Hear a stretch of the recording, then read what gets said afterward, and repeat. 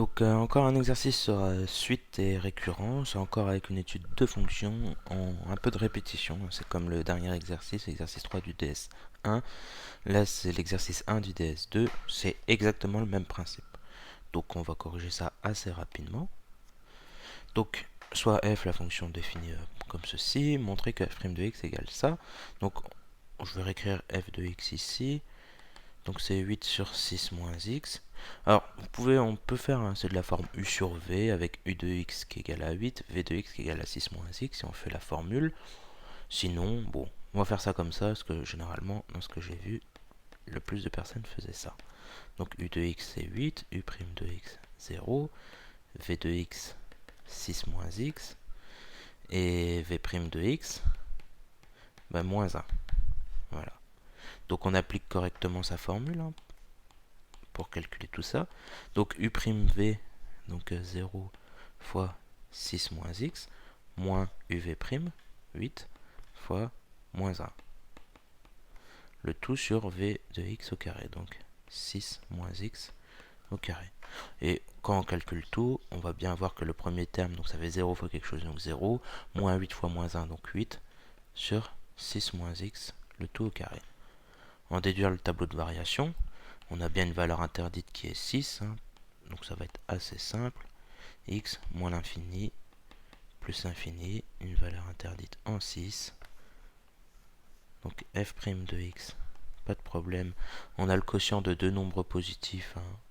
On peut dire ça, car 8 supérieur à 0 et 6 moins x au carré, c'est supérieur à 0.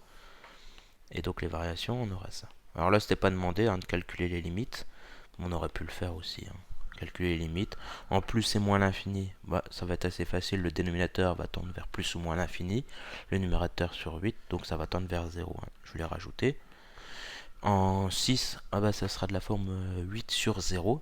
Il faut savoir si on est à gauche de 6 ou à droite de 6, ça va être plus ou moins l'infini. Parce que 8 sur 0, avec des limites, ça va tendre vers l'infini, mais lequel, ça va dépendre. Et en réalité, avant 6, 6 moins x, ce sera positif.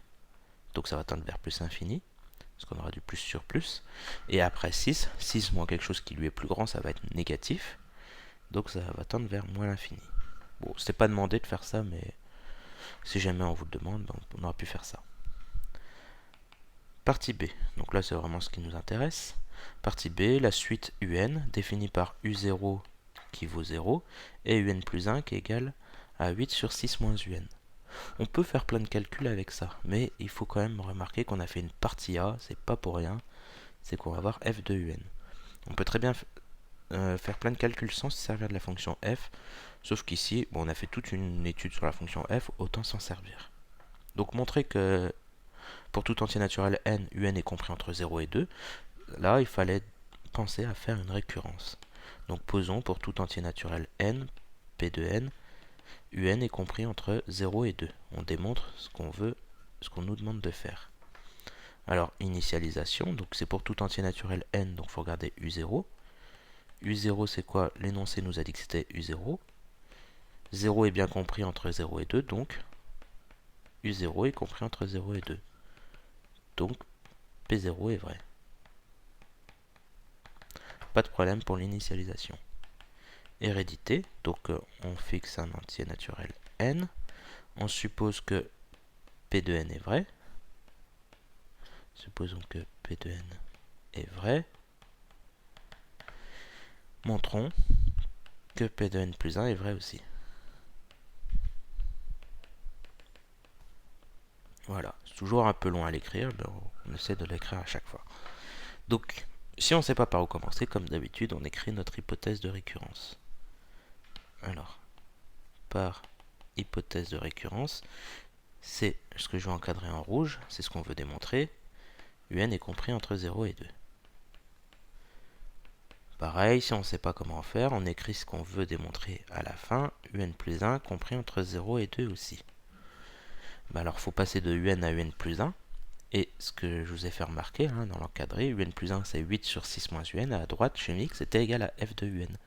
Donc il faut passer par f. Sauf que quand on compose par f, ici, on a des inégalités quand on regarde bien.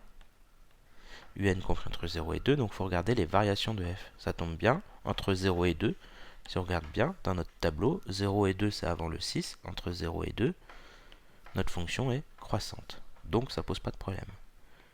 Comme f est croissante sur l'intervalle 0,2, alors f de 0 est inférieur à f de un est inférieur à f de 2. F de 0, bon, on va le calculer. On reprend là dans notre expression, l'encadré, on remplace x par 0, on va trouver 8 sur 6, 8 sur 6 qui est égal à 4 tiers. Donc f de 0 c'est 4 tiers, f de un c'est un plus 1, et f de 2, bon, on remplace x par 2, donc 8 sur 6 moins 2, c'est-à-dire 8 sur 4, 8 sur 4 ça fait bien 2. Et on remarque que le 4 tiers c'est bien inférieur à 0, ce qui va nous permettre d'avoir ce qu'on voulait. Donc P de n plus 1 est vrai. Donc, conclusion, par le principe de récurrence, on a bien démontré que pour tout entier naturel n, un était compris entre 0 et 2. Donc l'encadré en rouge. Question 1, c'est fait. Montrer que la suite un est croissante. Bah, pareil, on peut faire plein de choses, mais là, ce qui est pas mal, c'est de penser donc par récurrence. Donc posons pour tout entier naturel n la propriété que croissant, ça veut dire que un est inférieur à un plus 1. C'est pareil, parti. Initialisation, il nous faut U0 et U1. U0, c'est 0. U1, ben on peut calculer, hein, c'est 8 sur 6 moins U0, d'après la relation. Ou si on préfère f de U0, encore mieux. C'est-à-dire f de 0 et f de 0, on a vu avant, c'était 4 tiers. 4 tiers, c'est bien plus grand que 0. Donc, U0 est bien plus petit que U1 ici. Donc, P0 est vrai.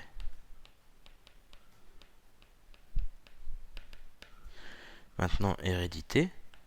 Alors, je ne vais pas tout réécrire, hein. Soit n dans n, supposons p de n vrai, c'est-à-dire, je vais réécrire ça, par hypothèse de récurrence, p de n vrai, c'est-à-dire que un est plus petit que n plus 1. Et on doit montrer la suite, donc c'est-à-dire au rang n plus 1, c'est-à-dire un plus 1 plus petit que un plus 2.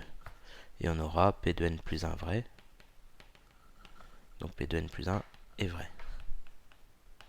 Et on fera la conclusion sur notre récurrence juste après. Donc, pardon, je vais agrandir un peu la fenêtre puisqu'on en aura besoin. Hop. Donc, il faut démontrer ça. Comment passer de un à un plus 1, il faut composer par f. Pareil, comme avant, regarde les variations de f. C'est tout le temps croissant, mais il faut faire attention, c'est croissant sur deux intervalles distincts. Sur moins l'infini 6 et sur 6 plus l'infini. Ce serait bien que tous nos termes soient dans le même intervalle. C'est-à-dire sur le premier ou sur le deuxième. S'il y en a qui varient à gauche de 6 et d'autres à droite de 6, ben ça va poser des problèmes dans nos calculs. Ça risque de poser des problèmes. Donc là, ça tombe bien, on a fait une question juste avant. Et les deux termes sont compris entre 0 et 2. Parce qu'on vient de démontrer que tous les termes de la suite sont compris entre 0 et 2. Donc ça, d'après la question 1. Et comme maintenant, une fois qu'on a le bon intervalle entre 0 et 2, comme f est croissante sur 0,2, on peut composer par f. Alors, on va pas refaire pour f de 0 et f de 2 parce que ça ne nous intéresse pas. C'est juste pour un et un plus 1. F de un est inférieur à f de un plus 1. F de un, c'est un plus 1. F de un plus 1, c'est un plus 2. F nous permet de passer d'un terme au rang suivant. Donc on obtient bien ce qu'on voulait. Et donc la conclusion, comme d'habitude, pour tout entier naturel n, on vient de démontrer que un est plus petit que n plus 1. Et ensuite on conclut donc la suite un est croissante. Voilà. Faites sur pause si je vais un peu plus vite, que vous avez le temps de tout bien lire. Petit 3, on déduit que la suite un converge. Alors, on ne vous demande pas la valeur de la limite. Si vous regardez, après, ça sera l'objectif de la question suivante. Donc, la suite un converge. Qu'est-ce que ça veut dire? Bon, on va essayer de... Ça veut dire qu'elle admet une limite finie. Et on voit qu'on a fait deux questions juste avant. La première question nous dit que la suite est comprise entre 0 et 2. tous les termes de la suite. C'est-à-dire qu'elle est bornée, donc minorée et majorée. Question suivante, elle est croissante. Donc là, on se souvient, une suite croissante majorée et convergente. Mais voilà, c'est juste ça. Question 3. UN est croissante et majorée par 2. Donc, elle converge.